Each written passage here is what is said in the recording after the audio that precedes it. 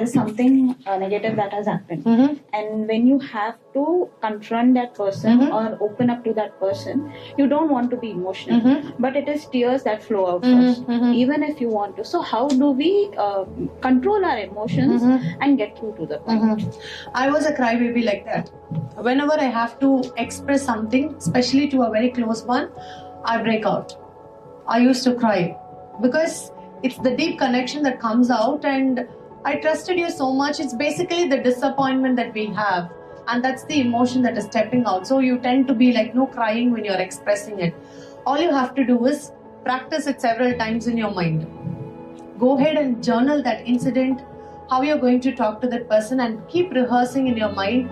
And once you get that confidence, you can go ahead and confront that person. And you just have to go ahead and analyze whether it is worth the time investment to confront it or not. Because when you go ahead and confront that person, it is always the fight, flight and freeze mode. Some people will immediately start perceiving it as an attack on them. And they will be like, no, going ahead and putting up a cover, and they'll say like, no, you're always like this. They'll make you a victim card. They use unnecessary words, and you start questioning, okay, did I ask the right thing or am I wrong? You will go to that lens. So when you have to ask anything, you just have to go ahead and follow certain strategies. See, I wanted to have this conversation with you. I really don't want an answer from you, but I wanted to communicate this to you. Are you ready for this conversation? And this is about this. Or give me a time when I can communicate this to you. Get the time of that person.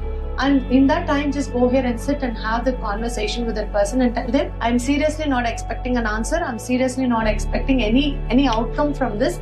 But I wanted to express what I have in my mind.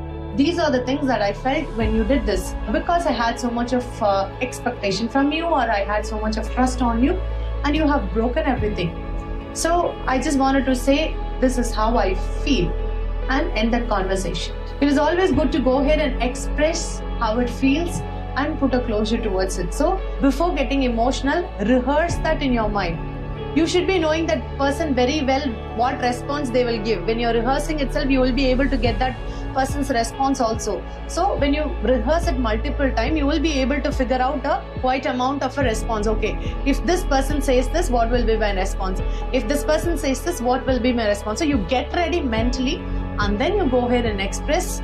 Your emotions will be in control. And if at all, if you still have problem in being emotional, drink water while you speak, because that calms your nervous system.